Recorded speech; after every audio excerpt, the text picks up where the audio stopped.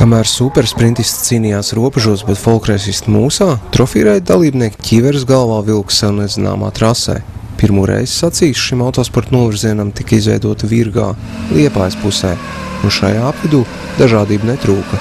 Purvi, pļāvas, izcirtumi un karjeri, tas viss bija uz savas ādas jāizbauda ik vienam dalībniekam, tostarp sērija veida automobiļiem vistuvāk esošajā klasē TR1. Alvim Pētersonam, Reigaram Motovānu jautājām, kā veicās orientējoties. Ceļi tādi diezgan mānīgi, liekas, ka it kā normāls ceļš, bet, grimst un iet un mašīnas pilni jauda un tur rakdamās iet, bet, Ātrākie vai? Nē, šoreiz, laikam, Igauni pirmie. Mēs vispār viņus neredzējām. Tur, laikam, ar ātrums tas pazūd, ka brauc vienu pašu. Nevalpo neviens pakausina, tad uzreiz tādu mierīgāk, prātīgāk brauc. Kaut kāds, minus 10, kaut kāds 15 pazaudējām. Minētie Igauni bija Renē Deriks ar Prītu Kasasalu. Latvijas čempionāta kopvērtējuma līderi savu uzvaras gājienu turpināja arī Virgā, tiesa ar piedzīvojumiem. Гонка нормально была. Один место был плохой, машина упала. И там еще были две парни там. И помогали, и машину. Сколько минут уступали? Мало, наверное, 5. Teorētiski šķita, ka latviešu pozīcijas apdraudēs arī citi viesos atbraukušie sportisti. Roks Daņiļievičs ar Šarūnu Rakaušku, tomēr lietuviešu pirmā blica jau sacīks sākumā cīnījās ar tehniskām ķibelēm. После первой точки пропали тормоза, вообще без тормозов. Это все нормально, проехали.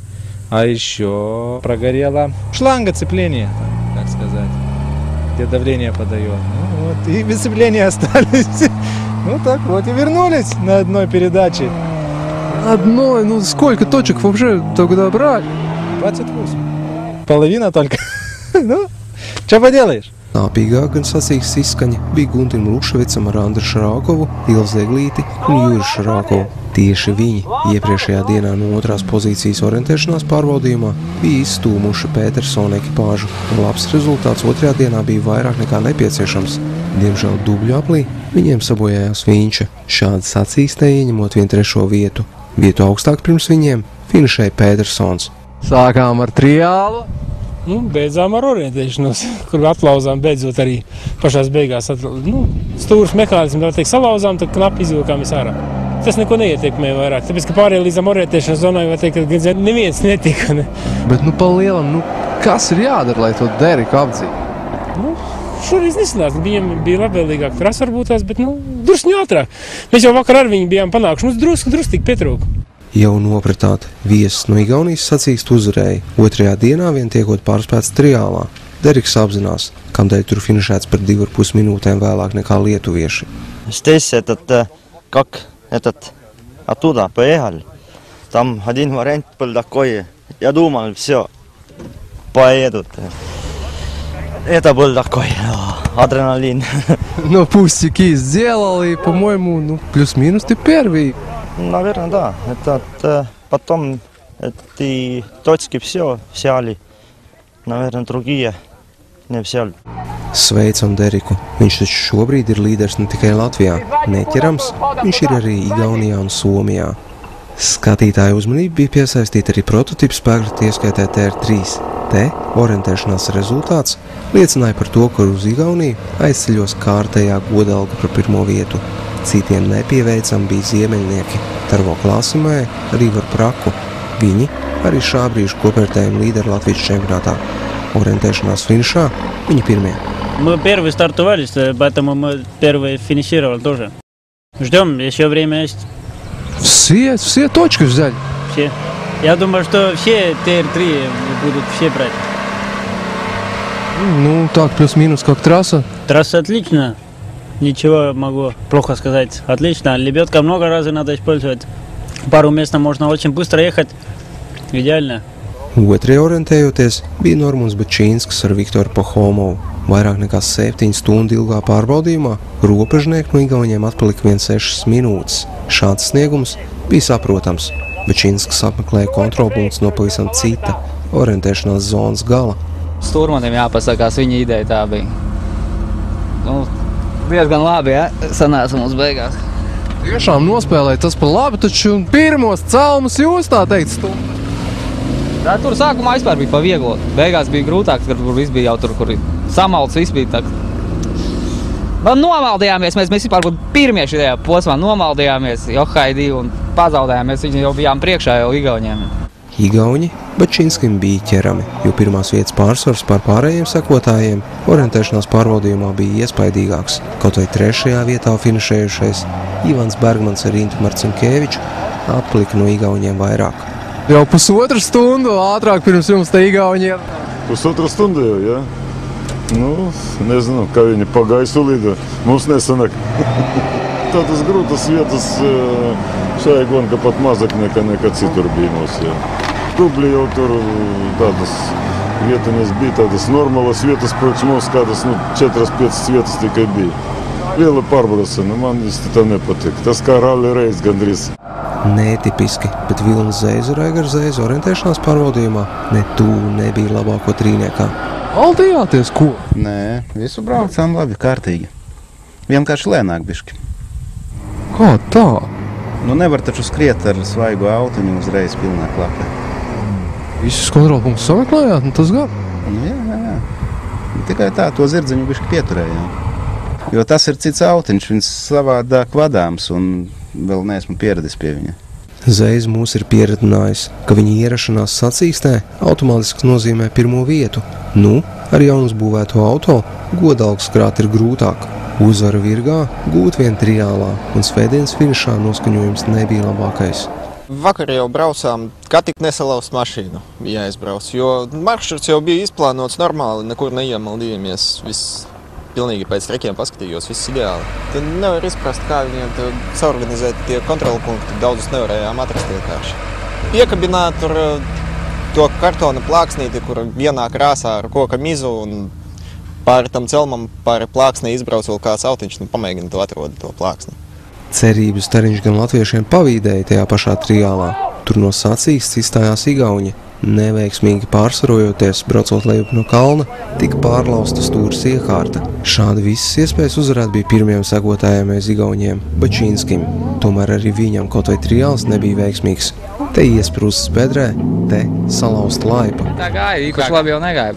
Mums nolauzas priekšējais bloķis un tā bija, pats redzēja, kā bija. Jā, uzrālāties uz akmeni, kur laipas par švaku puiši. Jā, tās laipas nebija paredzētas tādiem gājieniem. Viņas tur tā purviņā pamet, viņas tur iespiežās. Kā brauc, tā aizbrauc. Šitāds, jā, neizturēja visu. Tagad taisīsim stingrāks. Nekad jau nav bijis šitāds triāls, ir pat 2 gadiem pirmo reizi.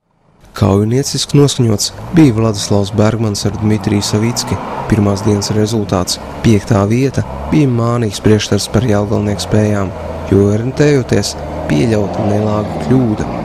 Pirmā arī bija normāls rezultāts, bet, diemžēl, pazaudējām pierādījumus, fotoaparātu, kur bija pusi no punktiem, un tāpēc ir tik slikts rezultāts. Bet tā, principā, vakar visu paņem. Un nāks rezultāts arī bija labākais. Turmāk jābrauc ar 2 fotoaparātiem. Bija arī otrais, jā, fotografēju uz mobilo telefonu, bet jau nevaram paņemt tos punktus, kur paņem iepriekš tam, bet tas bija puse. 2. dienā Vladislava mērķis bija par katru cenu būt labākajam, un Bergmans jaunākais pārspēja visus. Prieks par to, viņš ātri pakāpās līdz 2. vietai sacīkstē. Būtu arī uzvara, ja triālā nebūtu netīšām aizskarts kāds trasi norobežojošs stabiņš.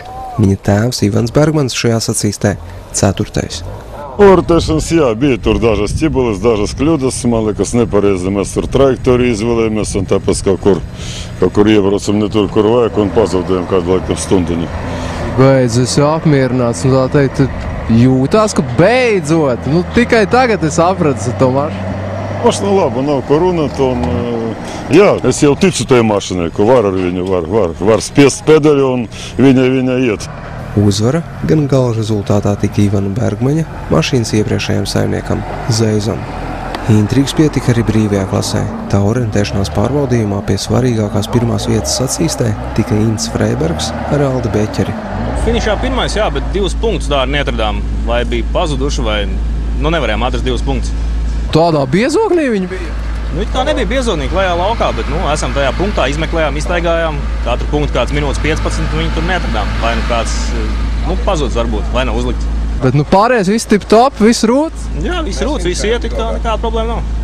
Freibergu gan mierināja tas, ka arī pārējie šos 2 kontrolpunktus nebija atraduši. Tādējādi Freibergs palika pirmais. Orientēšanās pārbaudījumos spēcīgs arī Jānis Siliņš ar Arni Pušu. Diemžēl šī pārbaudījuma izskaņā vieglākajā orientēšanās zonā uz dzelzceļa uzbērumu viņiem nācās samazināt ātrumu un samierināties ar otro vietu. Pa sliedēm jau bīstam, viena riepa jau bija mīksta, otru vēl norāvām mīksta, tāda bīstam braukt pa tām naglām. Jā, bet man šita vispār arī rīts liecināja, kā pirmajiem jābrauc, pirmajiem tas tika jācēr. Padalījāmies, jo bišķi nebija tā, ka visi aizbrauc uz vienu vietu. Tā bišķi padalījāmies, tad jau nebija tik grāk. Lieta, kā līst, tāpēc bišķi kavējāmies. Kā trešais aiz abiem līderiem finišēja Eigars Mīzga. Stūrmeņa krēslā sēdinot brāli Arvilu. Viņa paskaidrojumi par to, kas ietekmē rezultātu. Mēs tur bišķiņu cēlām, uzsēdāmies, troses sarāvām, un tad tur varbūt kaut kur arī nokļūdījāmies, droši vien ar nepareizu trajektorijas izvēli. Principā jau sīkumiņi, bet no sīkumiņš pie sīkumiņa droši vien kādas minūtes salasīšana. Jauna trasa, nevienam nezināma, kā bija? Jā, tas jau taisni labi. Jo man jau patīk braukt tur, kur viss jau ir vienādi. Nav nevienam priekšrocības tādā trasē. Konkurence auga. Kaut vai no šīs sacīkstes pie līderiem jāpieskaita arī Arnis Namijuns ar Mārtiņu Seržantu. Ja bija jāorientējas pa līdzi, viņam līdzīgo nebija. Vien bezceļā Namijunam nācās atpalikt, orientējoties viņu 5. Purvā pusstundu pazaudējām. Tur tā noņēmāmies. Ar elektrisko vinču nav varšana. Mēs tagad gaidām hidraulisko vinču, un tad jau varētu bišķi tā ātrāk to izdarīt. Ar ko tu tur tā atšķirība? Ātrums reiz 4, un tas, kad hidraulika jāliek aizmugurē, un tikko ir viņš aizmugurē, tad uzreiz arī var uz abām pusēm, uz priekšu un uz aizmugurē vinčoties. Šajā gadījumā mēs varam tikai uz priekšu, tad mums baigi jāplāno, kur mēs varam vispār līst. Ja uz priekšu vairs nav kur. Namajūnu turējām uzmanības centrā, un tas atmaksājās. Kaut vai triālā viņš kā vecos laikos pierādīja visiem, kur vēži ziemo. Namajūns vispār būtu šajā sacīkstē 2, ja viens svētdienas orientēšanās zonā nebūtu pieļauta kļūda. Stūrmanis ir jauns, mācās, un mums klasiskā stūrmeņa kļūda. Mēs nesaskaitījām stundas, un mēs finišējām stundu pātri. Līdz ar to orientēšanās zonā nav paņemta 4 punkti. Skarbi, ļoti skarbi. Ap dūšu tagad. Tomēr tur bija diezgan sarežģīti, bija jāizreitina triāla laiks ārā, tās pareizāks jāskaita klāt un tam līdzīgs, lai es tur tā neiezinājos. Ko darīt? Es jau kā iepriekš teicu, trenējamies. Namajūna, kā arī pārējo izredzes uz 2. vietu šajā sacīkstē nostiprināja viens fakts. Šajā vietā esošajam Siliņam 2. dienā taču absolūti neveicās. Triāla stāvumā noslēpēts auto un saprasts, ka starteris to neiedarbinās. Bet dubļu aplī vispār veikts kūlenis. Kāds bija sajūts iekšpusē? Iekšpus viss izstādās brīnišķīgi, ļoti lēni, tā maigi. Klik, klik, klik, viss, bildi. Ne tādā virzienā. Galvenais jau, ka pašiem nekā nav. Dzelvs var sataisīt. Šodien visa diena, tad ir cupi? Visi ne. Triāliņu jau nobraucam. Bet tagad uz orientēšanos paspēs? Es domāju, ka nebraucam. Kā ir, tā ir. Nebūs līderis. Nākošais. Izredzes atzīt rokā vismaz Jānu Siliņu bija arī Mīzgam. Tas nekas, ka nakts ātrumposmā, braucot leģendu, nospraucās motoru dzesēšanas cauruli un finišs netika sasniegts. Uz pilnu banku bija jāiet svētdien. Pilnu banku jau gandrīz vienmēr iet. Arī tehnika lūst, nevar tā. Kā bija, bet viņi nesanāca uz pilnu banku arī šodien. Kaut kā mums šitā gonka negāja. Tur kļūdījāmies, tur nokļūdījāmies.